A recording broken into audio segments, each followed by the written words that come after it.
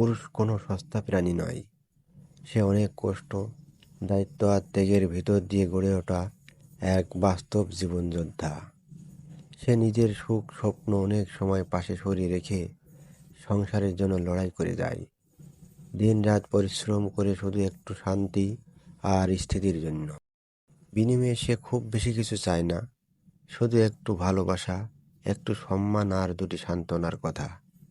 পুরুষের সবচেয়ে বড় চাওয়া হয়তো এটাই, তুমি আমাদের জন্য অনেক করছো, আমরা তোমার পাশে আছি, তোমার জন্য আমরা খুশি। এই ছোট্ট কথাগুলোই তার ক্লান্ত মনকে একটু স্বস্তি দেয়।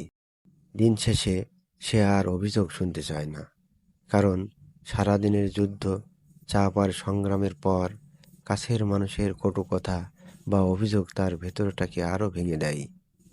সে শুধু চায় একটা শান্ত আশ্রয়, সেখানে তাকে বোঝা হবে, দোষারোপ নয়।